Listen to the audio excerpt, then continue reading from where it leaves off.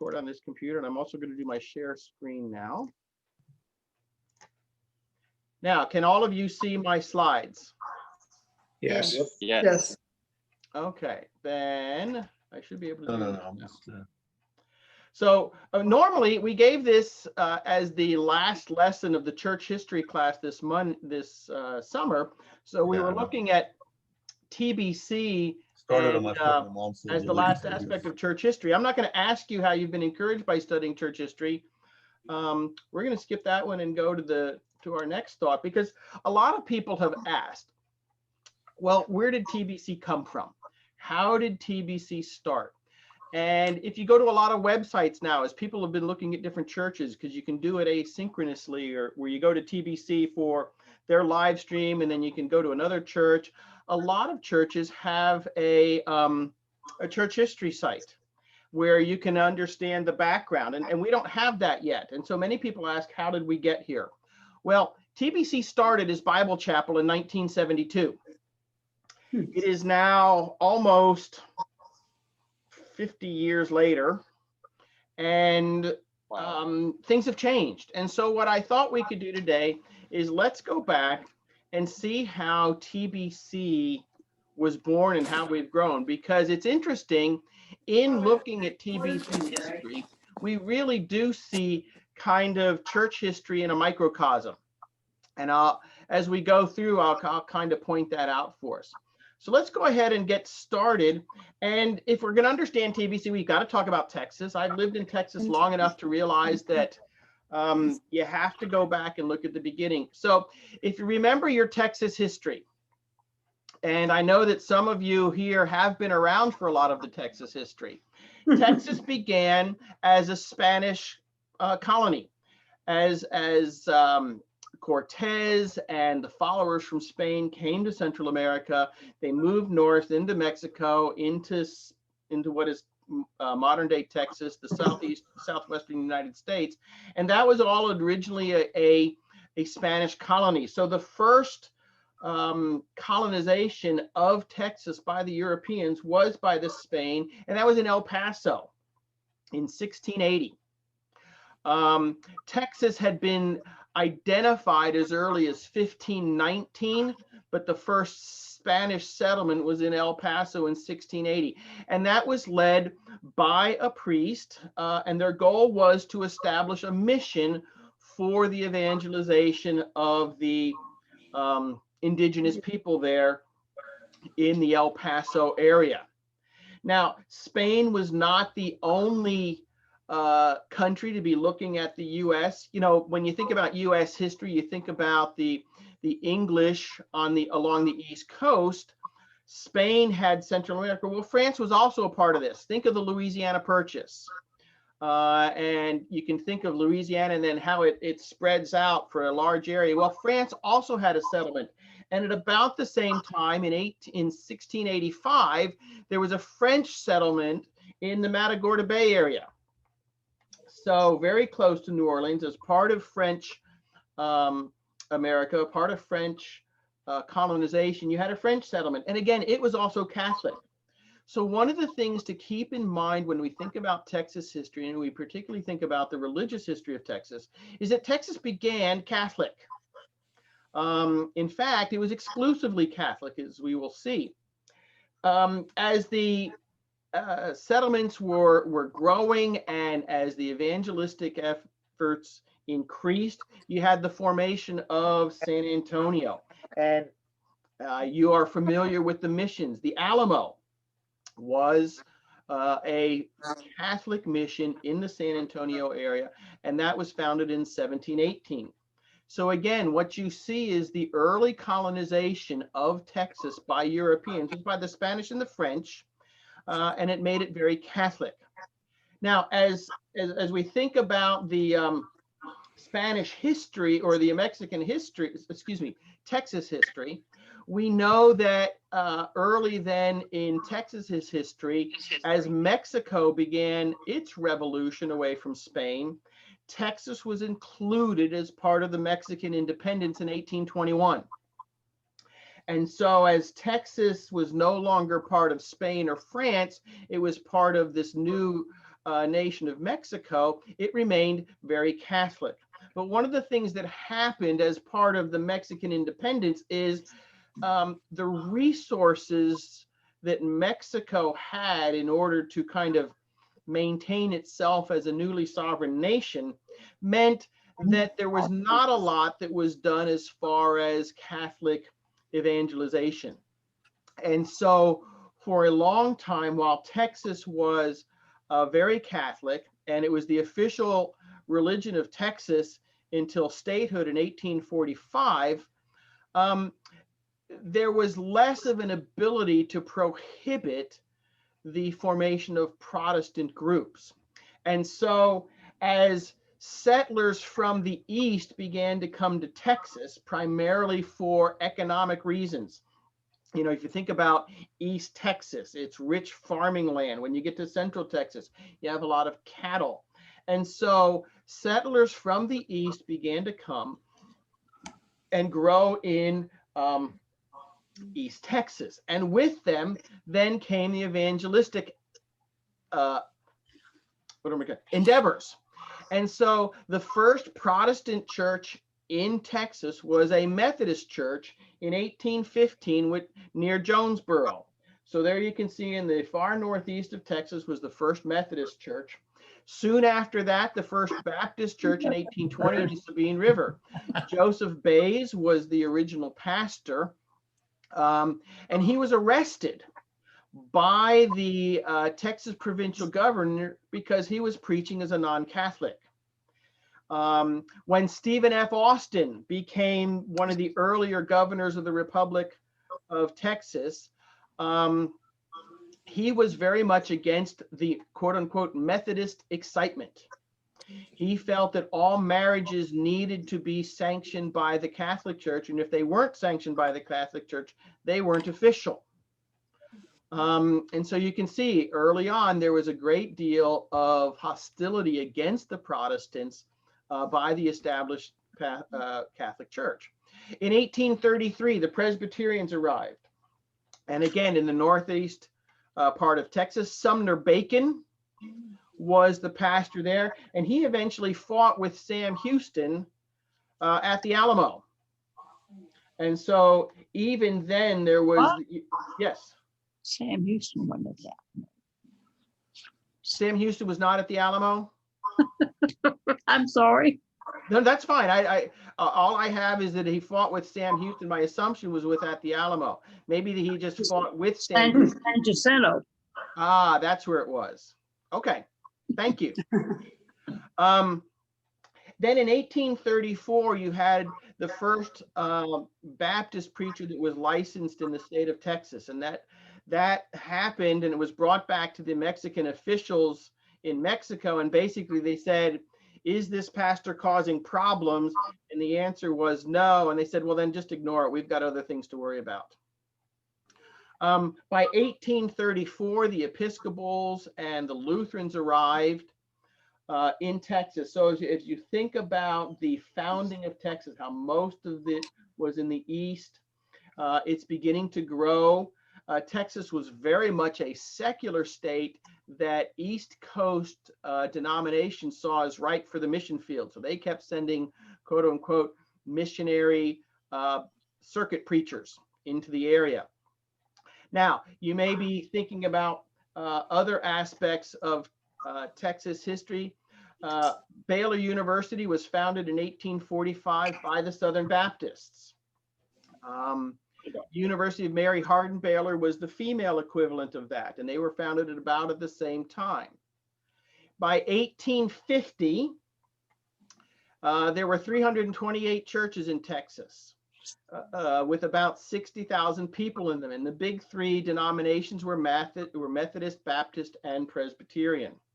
By 10 years later, those numbers had tripled or even more. So in 10 years, it went from 328 churches to 1,034, from 60,000 people in church to 250,000 people. So the efforts were successful. More and more people were at least attending church. And that's part of the problem when you start counting numbers and counting churches is, whether a person goes to church is not a real measure of whether or not someone is a Christian. But at least we can say that as far as attendance at Protestant churches, it was growing rather rapidly. Now, when we think about Bell County is a part of this. Now, Bell County became its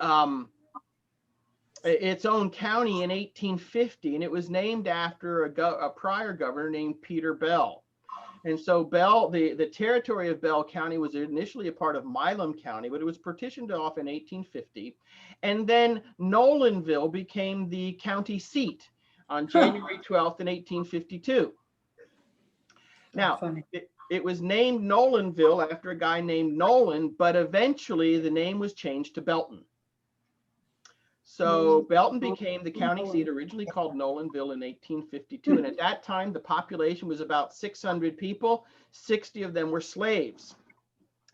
The reason why Bell County grew and why Belton in particular is because it was on the Chisholm Trail. And so the Chisholm Trail eventually gave rise to the railroads in the Southwest. And railroads and the railroad industry became very integral to the growth of Bell County and into central Texas. As we mentioned, Baylor was started in 1845. Baylor Female College is what it was originally called, and then became UMHB, was also in 1845. And at this time, people talked about Bell County in this area as very secular. It was basically filled with cattlemen and farmers who used their Saturday nights to look for women and whiskey. And so, again, you had an area that was ripe for evangelism. So in 1850, you had the arrival of the first churches in Bell County. Again, Belton was the county seat, and so they got the first churches. The first Protestant church in Bell County was Methodist in Belton in 1850. By Temple, in Temple by 1882. Then the Baptists arrived in 1853. So it's interesting that the Southern Baptist University was here before the official church. And then the Presbyterians arrived in 1860.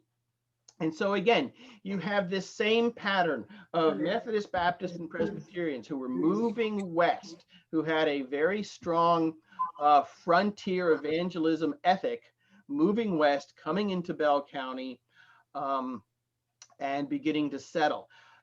Just as a reminder, Scott and White was formed, one half of Scott and White, Dr. White, was the son of a Baptist circuit rider. And Dr. White's brother-in-law was a Methodist preacher. So even within Bell County, you can begin to see the history of the effects that Christianity had on Bell County. So it was in this environment then that the church grew. And one of the earlier churches in Temple after those was the Evangelical Brethren Church. And it was the Evangelical Brethren Church on South 3rd Street. The building is still there in front of the Mayborn, from which Temple Bible Church arose. Okay. In 1972, it was a group of people that left the Evangelical Brethren Church to form Temple Brethren Church.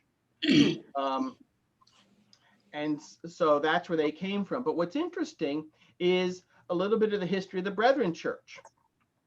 The Brethren Church arose out of essentially pre-Reformation ideas by Jan Hus in 1415.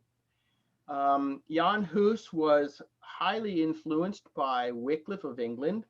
He preached against many of the heresies of the Catholic Church. He was a firm believer in having the Bible in your own language, that you were saved by grace through faith. Jan Hus was eventually burned at the stake, but in the Czech Republic, in Bohemia, you had a very solid group of people who were more reformed minded. And again, that's 100 years before Martin Luther. Well, jump ahead 100 years and Menno Simons, from which we get the Mennonites. Menno Simons was a disciple of Zwingli, who was about the same time as Luther and Calvin. They were pushed out of Switzerland because of some of their beliefs. Menno Simons ended up in Bohemia. And so the Mennonites, with which we are familiar, built on the foundation of Jan Hus, and the Mennonites became a much larger denomination. It was the Mennonites who influenced John Wesley to move from Anglican and eventually formed Methodism. And so the Mennonites then also came to the United States. They were in the German area, in Pennsylvania. And it's interesting because it was then in Pennsylvania, Lancaster, Pennsylvania, that William Otterbein and Martin Boehm met. Otterbein was German Reformed. And basically they said, we're of two different denominations, but you know what? We are brothers. And the Brethren Church was formed in a barn in Lancaster, Pennsylvania in 1767. Now that barn actually has very fond memories for me. I've been to that barn. We would have retreats there from the University of Pennsylvania InterVarsity. And it was in that barn that I kissed Patty Lynn for the first time. So I did not realize that at that time I was already beginning to form my attachments to Temple Bible Church through that barn. But that's why I like telling this story, because that's the actual barn in which the Brethren Church was formed in the United States, which is considered the first denomination formed in the US. One other interesting history about the Brethren Church is that one of their elders was Milton Wright, who was the father of, well, you know, the Wright brothers, Orville and Wilbur Wright, came from the Brethren Church. Well, the Brethren Church also began to move. As we talked about, it had a very strong Czech history. And so if you go to Seton, if you go to Temple, many of the Czechs and the Germans who moved to Bell County, their initial churches were Brethren churches. And so the Brethren Church had a very strong presence in Bell County as they grew. Their doctrine was very Methodist. And so you need to know that when you think about Evangelical Brethren Church. Well, in 1972, there were a group, the church had called a new pastor, Leonard Christofferson, from Corpus Christi. He was a Dallas Theological Seminary grad, and they called him from Corpus Christi to come be their new pastor. Now, they wanted Christofferson to baptize infants. That was one of the things that Temple Brethren Church wanted to do. The Brethren Church as a denomination did not have a strong stand for or against infant baptism, and this church wanted to. And Christofferson, with his background from DTS, felt that he could not in good conscience baptize infants. And so he left. He left the church, and some people went with him in order to, and they started Bible Chapel in 1972. It was essentially a home group Bible study that has as its goal the study of Scripture, the encouraging of one another in the Christian life, and they initially met in Thornton Elementary School. Sometime after 1972, and I haven't gotten the details of this yet, they had another pastor, another Dallas Theological Seminary grad named Paul Zosky. And one of the things that you're seeing here now is that Temple Bible Church has a long association, or has been influenced by Dallas Theological Seminary. Now, Dallas Theological Seminary, let's see, do I have this here? Nope, not yet. I got to go back. So Dallas Theological Seminary was started in 1924 by Louis Sperry Schaefer.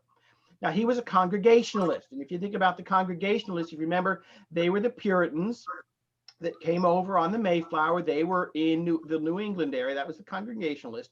He was a Congregational pastor who worked with C.I. Scofield. Being Congregational, they tended to be non-denominational in their way of thinking. And so Schofield, your Bible. DTS was initially a non-denominational seminary open for everyone for training.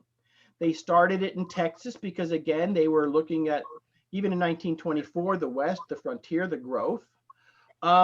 Because Schofield and Schaeffer were one of their founders, their theology, they had a dispensational theology. They tended to have a 4-point Calvinism. The area in which they disagreed with Calvin was on the idea of particular atonement. But DTS was very well known for training pastors, training people in biblical exposition and missions. You know, if you know the reputation of DTS, and it's still to this day, but certainly back in the 70s, DTS pastors preached the word. They were outstanding expository preachers, and they taught their people how to study God's word, and they were very strong on missions. And so as this new church of Bible Chapel was being founded, it already had a strong emphasis from DTS on biblical exposition and missions. Well, when they were looking for, now we're getting back to Bible Chapel, when Bible Chapel was now looking for their third pastor because Zosky had a growing family, needed to leave to find better income, Bible Chapel asked Dallas Theological Seminary for candidates. And the first two, they didn't like. Now, interestingly, they had to say why. And I credit Robert Berry for giving me a lot of this early information. They had to explain why. So based on that, they then sent down a third category, a third candidate, which was a gentleman named Gary DeSalvo. And it was in 1981 that Gary and Bev candidated at Bible Chapel. And the pastoral search committee really liked Gary.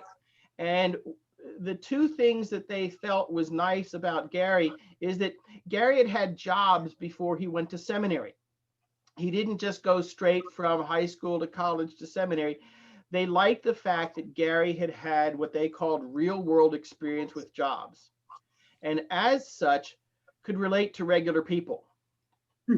And so it was in 1981 that Bible Chapel called Gary DeSalvo to be their pastor. Now, it's interesting, if you go back and look at Gary's history, you can see how God had been planning this. You know, Gary grew up in Marrero, Louisiana. His mom was Southern Baptist. Frank, his dad, was Catholic. And so Gary had one of those mixed Baptist Catholic childhood.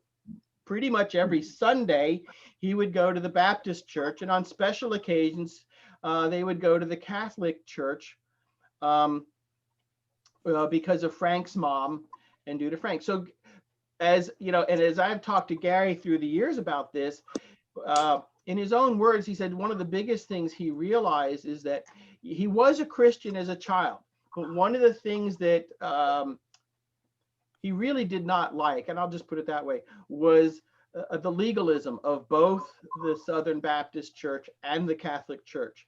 So Gary was very much anti-legalistic, and we'll see when that happened. He then went to LSU, and it was at LSU that he was called to ministry. It was kind of a rededication or an opportunity for Gary to realize, again, in his own words, that it was time for him to get serious about his Christianity, and he felt called to full-time ministry. Now, what's interesting is what led him to seminary is that as Gary began to teach Bible studies, you know, Gary always had people that would surround him. And so his friends asked him to teach the book of Revelation. So the very first Bible study that Gary led was on the book of Revelation. Yeah. And it was in the time of Hal Lindsey, because all their friends were reading Hal Lindsey. They said, oh, we all need to study Revelation. And Gary said, okay, fine, we'll teach Revelation. And Revelation. And that's when he realized he had no idea what he was doing. He said he didn't understand the book, really didn't understand how to exegete a book. And that's what convinced him to go to Seminary. Now, during this time on LSU, he married Bev in September of 1976. And so together they went to DTS. Now, Gary felt a little bit as an outsider DTS because he was not a Bible college grad. He was concerned that he wouldn't be up to the task, but Gary graduated at the top of his class. So he did quite well. And again, it was the fact that he wasn't a Bible college grad was what's attracted the pastoral committee to him. So when they eventually made the decision in 1981, they moved to Temple. It was interesting because their initial salary offer to Gary was not enough to raise their young family of 2 kids, and they were very honest. And so the people of the elders and pastoral search committee of Bible Chapel said, listen, we're going to commit to basically $12.50 a month. We don't know how we're going to get the money. It's out of our budget, but we really want you. We think God is leading this area. And separately, Bev and Gary had come up with a number, said, this is really what we need. And so it worked. And when he first came there, they met at the Carpenters Union Hall in the Mayborn Auditorium. It was in 1981 that they formed the official formed the church constitution and changed the name to Temple Bible Church. Now, if we look at TBC, we definitely see Gary's emphasis. Gary would be the first one to tell you he did not come to Temple Bible Church with a program. Gary did not have a program way of doing church. He just knew what he believed, and he was open. And if you think about Gary, Gary had 4 key characteristics. Number 1, Bible teaching. Gary loved teaching the Bible, loved expository teaching. And so TBC had an emphasis on Bible teaching. That's why it was Temple Bible Church. As a result of that, or along line with that, it was very, Gary wanted to make sure that any idea of legalism was not a part of the church. And so that's why there was no official, there's no written church membership. There is no letter. We do not take an offering. Again, because the idea was Gary wanted people to be at church because they wanted to, not because their name was on a list. Gary wanted people giving because it was a free will offering, not because anyone was passing a plate. So Gary's desire to emphasize grace and avoid legalism is seen in TBC. Secondly, Gary was very people focused, and he believed in equipping believers. Gary was always quick to give credit, quick to allow other people to do things. He didn't need to have the limelight. And in particular, Gary focused on men. Gary had a genuine love for men. It was not necessarily because he was anti-cultural or countercultural or felt that only men could be leaders. That was not Gary's heart. Gary just loved men. And so he focused on men, and he focused on equipping men. And the first elders that came on board, Gene Hitchcock, Cy Landrum, Mark Doherty, that's where Gary focused, and they in turn recognized the value of focusing on discipling men. He eventually then formed the Mike board. The initial elder board that Gary formed was Mike O'Neill, Mike Harris, and Mike Hagan. And, Charlie Casebolt was a part of TBC at that time. And again, the focus all along was making disciples and equipping believers. TBC remained staff lean. The idea is we're not going to bring professionals in to do the job. We're going to equip believers to do the job. Thirdly, Gary enjoyed engaging the community. He was not a very good basketball player, but he would try regularly. He would be out there playing basketball with men, playing softball. He looked for ways to engage the community. And again, if we think about that, not all pastors have that as a focus. They recognize the value of meeting the community, but they do it in a different way. And then lastly, Gary always had a strong emphasis on world missions. He had that some before he went to DTS, but certainly at DTS, that was a major emphasis. And so, early on, part of the DNA of Temple Bible Church was to give initially 10% and then eventually 20% of giving off the top to missions. The first missionaries sent from TBC were the Stoners and the Howers. And so early on, again, you can see Gary's impact on TBC. You can see DTS's impact on Gary. And that's how Temple Bible Church kind of got its characteristics. Now, in 1983, they moved from the Carpenters Union Hall to the present location. But one of the things that Bev points out is when they talked about this is, as a church, they had to struggle with the idea and letting people know that they are not a cult. They were growing rapidly. They were not denominational. They did baptism a little bit of a different way. Their theology was a little bit different. And one of the biggest hurdles that TBC had to overcome early was that they were not a cult. One of the reasons why they had to do that is because if you go back to Temple Bible Chapel had a large ministry to the homeless. Just by the nature of Leonard Christofferson, he had a strong heart for the homeless. And so there were a number of people in Bible Chapel early on who were not necessarily the nice people of Temple who were going to Temple Bible Chapel. So with that history, as well as the idea that, Temple Bible Church did differently, they were non-denominational, getting people to come to TBC early on was difficult. And you had to spend a lot of time telling people, no, we are Christians. We're not a cult. And I do remember those days. Patty Lynn and I came to TBC in 1986. They had just moved into their the newer building that's at the current location. Now, as Temple Bible Church grew, the staff grew. Again, TBC, part of the goal was to not be staff heavy, but eventually a ministry would grow to the point that it was best served by a full-time pastor. So as the ministry of TBC grew, the staff grew. And the first person that was added was actually Tony Jeter. Many of you remember Tony Jeter. Tony Jeter was the first full-time staff added after Gary. For a long time, they didn't have a paid secretary. They eventually added a paid secretary. TBC continued to grow. They eventually added, you remember Scott Pospisil and Aaron Johnson. Shannon came on very early. We're familiar with all the new people. Eventually, part of TBC launched Grace Bible Church and Dave McMurray. Dave McMurray was a homegrown boy. He grew up in Temple.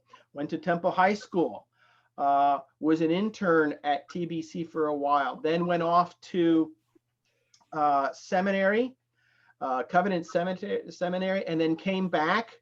And Gary shepherded Dave to become a senior pastor. And at the same time, there were a number of people coming from Killeen. And there was a very cohesive group, and God led everyone to say, hey, it's time for us to launch a church. Dave McMurray was the initial pastor. So in 2006, TBC launched Dave McMurray and the Killeen small group to become Grace Bible Church. And Grace Bible Church has been blessed by God and has grown significantly. Very solid ministry within the Killeen area.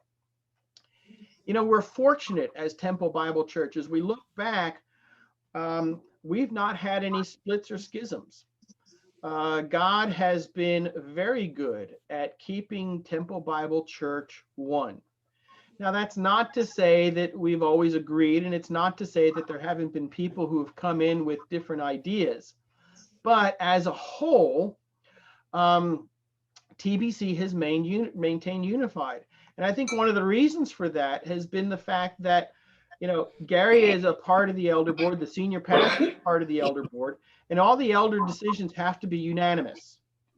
And I think God has used that as an opportunity to keep TBC unified.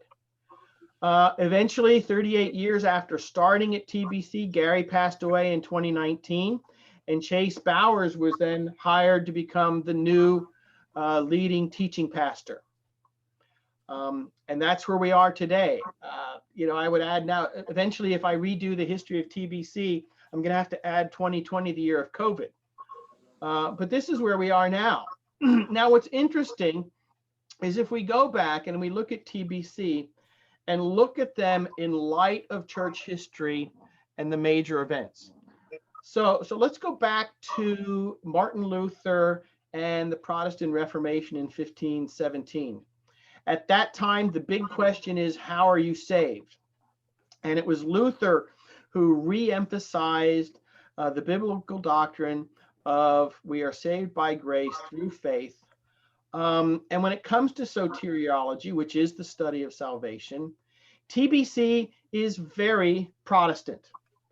If you look at our doctrinal statement, we are about 4.5 point Calvinist. We are more Calvin than Luther in our soteriological doctrine, in our basic theology. And so in that sense, TBC is a product of the Protestant Reformation, tends to be on the slightly more reformed side, but that's not a badge or a mark of division. It's just kind of what we believe. Now, early within the Protestant church, one of the big debates and schisms was baptism. And so early in the Protestant church, you had the idea of believers' baptism. The two thoughts were everyone gets baptized versus only believers should be baptized. And that's a very dark history of the Protestant church, because back in the 1500s, the Protestants were actually killing people who believed in believers' baptism. So not a good thing. And then the question was about the communion. Is communion something special, or is it memorial? Is it an open or a closed communion? Well, TBC believes in believers' baptism and holds to an open communion that is more of a memorial. So in that sense, TBC would be much more like Zwingli and the Anabaptists than they would the Lutherans, who believed in in a much more spiritual aspect, or even the Presbyterians or Calvinists. When we move to the 17th century and the debate on the role of church and state, is the head of government the head of the church? Should the church be distinct? How is the church organized? And all of those were being played out in England between the Anglicans and the Puritans and the Congregationalists and then the Presbyterians. Well, TBC is non-denominational, so we would be much more like the Congregationalist Puritans. Unanimous elder rule, so we would be closer to the Presbyterians, and separatists. In other words, the church is not beholden in any way to the secular ruling authorities. And so in that sense, we'd be more Puritan, Congregationalist, a little bit of Presbyterianism in us as far as church policy is concerned. Piety. Under the Methodists, and you get to the 17th and 18th century, this idea that living the Christian life looks like something, that it's not just doctrine, it's how you live your life. It was the Pietists who began to emphasize small groups and disciple making, very much a Mennonite Methodist way of thinking.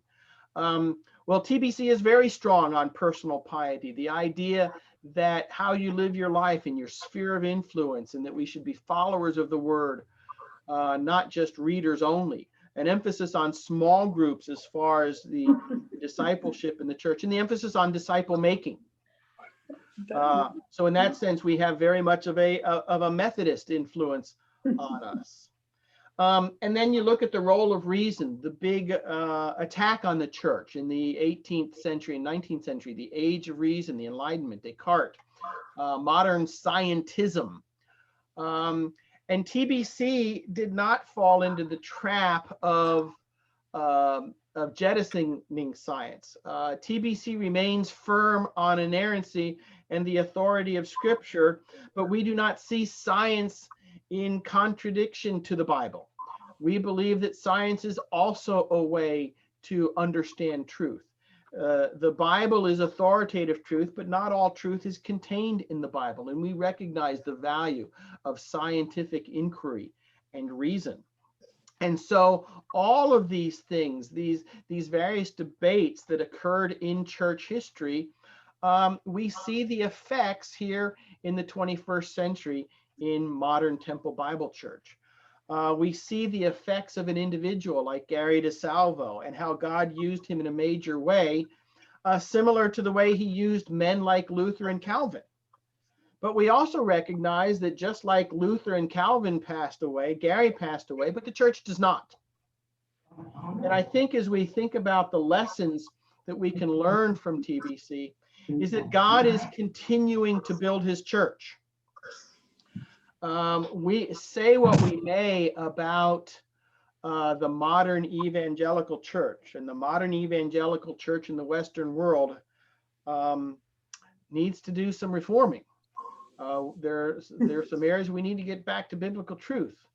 But when it comes to God's plan for building his church, we don't need to be worried about who wins the next election.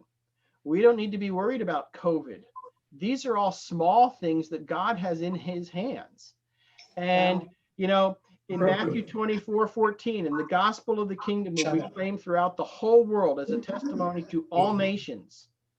And then the end will come. God will build his church. And that's what we are to be about. You know, when we think about how God builds his church, he uses men and women to build his body. We have the privilege of being the next generation to move the church into the 21st and eventually the 22nd century. And if we don't do it, it dies. So we have a privilege and a responsibility. But it's very comforting in times like these. You know, when we have so much political upheaval, when we have so much racial and economic unrest, it's easy to become fearful. Well, what happens if person X is elected president? Whoever person X will be. We may fear that. Why? What is it that we fear about person X being elected? And what does that tell us about our view of what the Christian life on earth should be at this time? We are aliens in a strange land. We are citizens of a foreign kingdom. We're ambassadors. TBC is an embassy of God's kingdom in Central Texas. We're ambassadors. God has given us the joy of the ministry of reconciliation. We represent a king, not a president. We represent a kingdom, not a political party. We represent the cure for a disease far worse than COVID. And this gives us the opportunity to share the truly good news that Jesus has come, has provided the means that we can be saved from sin and live a victorious life here and now. Eternity begins the moment we are saved. And God has given us the joy to share that story of salvation. So one of the biggest lessons we learn from the history of TBC is that we have the privilege and the responsibility to go and reproduce. So thank you for being a part of this study on the history of TBC. Does anybody have any questions? Thanks, Bob. Very thorough. We really appreciate it. Yes, we do. That was great, Dr. Weber. Thank you. Okay. Well, guys, thanks for being a part of this. And we'll go ahead and close if I can figure out how to get back. I do have one question. Yes, Mr. I have Mack. one question. So this Brethren Church goes to DTS and looks for a pastor. That doesn't seem logical to me because they're much more Methodist. I mean, in their, I don't know. It just seemed odd to me. Why would they do that? Well, that's a great question, Matt. And I would like the opportunity to go back and talk to some of the people of Temple Brethren. I would like to be able to go to DTS and